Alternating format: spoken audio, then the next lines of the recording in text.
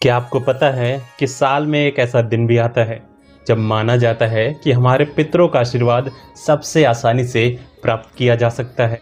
एक ऐसा दिन जब किया गया छोटा सा तर्पण, एक लोटा जल, कुछ काले तिल और श्रद्धा से किया गया दान भी जीवन की बड़ी बड़ी बाधाओं को दूर करने वाला माना गया है। लेकिन यदि इस दिन कुछ विशेष गलतियां कर दी जाए तो शास्त्रों के अनुसार पितृ अप्रसन्न भी हो सकते हैं। आखिर आषाढ़ अमावस्या इतनी विशेष क्यों मानी जाती है? इसे पितृ अमावस्या, आषाढ़ी अमावस्या और दीप अमावस्या क्यों कहा जाता है? इस दिन क्या करना चाहिए, क्या नहीं करना चाहिए, पितरों को तर्पण कैसे देना चाहिए और कौन कौन से उपाय हैं जो पितृदोष, आर्थिक परेशानियों और घर की अशांति को दूर करने वाले बताए गए हैं। आज की इस वीडियो में हम शास्त्रों के आधार पर विस्तार से जानेंगे, इसलिए वीडियो को अंत तक जरूर देखिए। आषाढ़ मास की अमावस्या हिंदू धर्म में अत्यंत पुण्यदायी मानी गई है।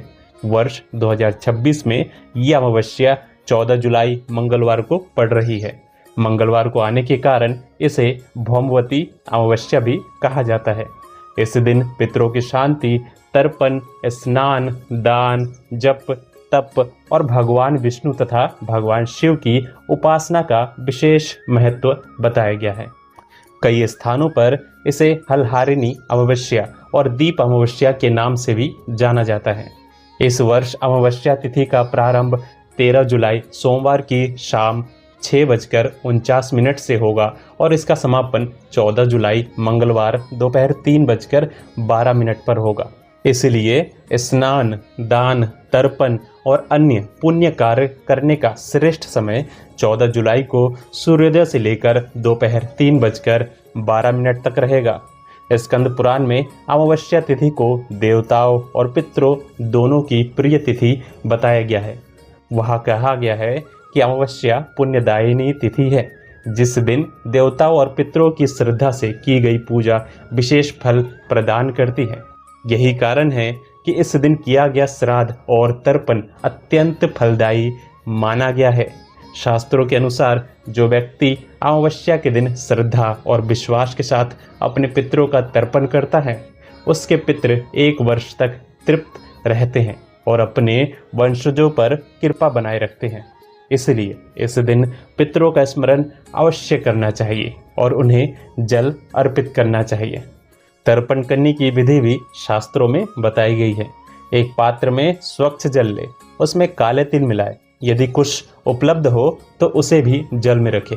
इसके बाद दक्षिण दिशा की ओर मुख करके अपने पितरों का स्मरण करें और श्रद्धा से जल अर्पित करें। मान्यता है कि ऐसा करने से पितृ प्रसन्न होते हैं और पितृदोष शांत होने लगते हैं। स्कंद पुराण में ये भी कहा गया है कि आषाढ़ अमावस्या के दिन स्नान, दान, जप, तप और हवन का विशेष महत्व है। इस दिन यदि संभव हो तो प्रातःकाल गंगा जल मिले जल से स्नान करें या किसी पवित्र नदी अथवा सरोवर में स्नान करें। इसके बाद भगवान का ध्यान करते हुए दान पुण्य अवश्य करें। दान में विशेष रूप से काले तिल, अन्न, वस्त्र, छाता तथा अपनी सामर्थ्य के अनुसार अन्य आवश्यक वस्तुओं का दान करना शुभ माना गया है। गरीबों को भोजन कराना, गौ सेवा करना, संतों और योग्य ब्राह्मणों का सम्मान करना भी अत्यंत पुण्यदायक माना गया है। आषाढ़ अमावस्या के दिन पीपल के वृक्ष का विशेष महत्व बताया गया है। शास्त्रों के अनुसार पीपल में भगवान विष्णु का निवास माना जाता है। इसलिए इस दिन पीपल के वृक्ष के नीचे दीपक जलाना, जल अर्पित करना और श्रद्धापूर्वक परिक्रमा करना अत्यंत शुभ माना जाता है। ऐसा करने से भगवान विष्णु की कृपा प्राप्त होती है और पितरों का भी आशीर्वाद मिलता है। इस दिन भगवान विष्णु और भगवान शिव दोनों की पूजा करनी चाहिए। यदि संभव हो तो विष्णु सहस्त्र नाम, श्रीमद् भागवत गीता का पाठ तथा महामृत्युंजय मंत्र का जप अवश्य करें। जो लोग नियमित पूजा नहीं कर पाते वे कम से कम भगवान का नाम स्मरण अवश्य करें। यदि आपके घर में आर्थिक संकट बना रहता हो, बार बार कार्यों में बाधाएं आती हो, परिवार में अशांति और कलह रहती हो, विवाह में विलंब हो रहा हो, बार बार रोग और परेशानियां आ रही हो या आपको पितृदोष की आशंका हो, तो शास्त्रों के अनुसार आषाढ़ अमावस्या के दिन श्रद्धापूर्वक पितृतर्पण, दान और भगवान की उपासना करना विशेष लाभकारी माना गया है। अब बात करते हैं उन कार्यों की जिन्हें अमावस्या के दिन करने से बचना चाहिए। इस दिन मांसाहार और नशे का सेवन नहीं करना चाहिए। क्रोध, झूठ, छल कपट, किसी का अपमान और किसी का दिल दुखाने से बचना चाहिए। पितरों का अनादर नहीं करना चाहिए।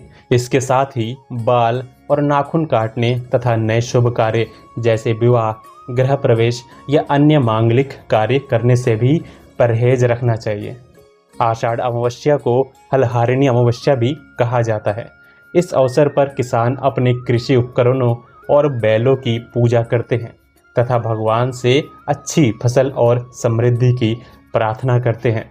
ये परंपरा प्रकृति, अन्न और कृषि के प्रति सम्मान का प्रतीक मानी जाती है। याद रखिए, अमावस्या का सबसे बड़ा संदेश केवल कर्मकांड नहीं बल्कि श्रद्धा, सेवा और सदाचार है। यदि आप बड़े बड़े अनुष्ठान नहीं कर सकते तो भी सच्चे मन से भगवान का स्मरण करें, अपने पितरों को जल अर्पित करें, किसी जरूरतमंद की सहायता करें और अपने व्यवहार को पवित्र रखें।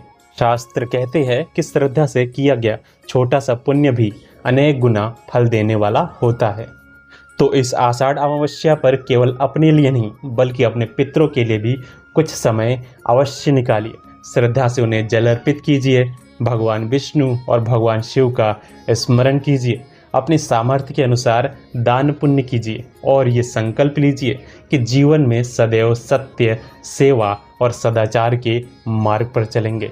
शास्त्र कहते हैं कि पितरों का आशीर्वाद जिस परिवार पर बना रहता है वहाँ सुख, शांति, समृद्धि और उन्नति स्वयं मार्ग खोज लेती है।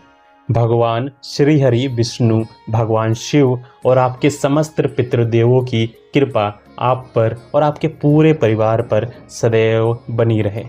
हर हर महादेव। श्री हरि विष्णु की जय। पितृदेवों की जय।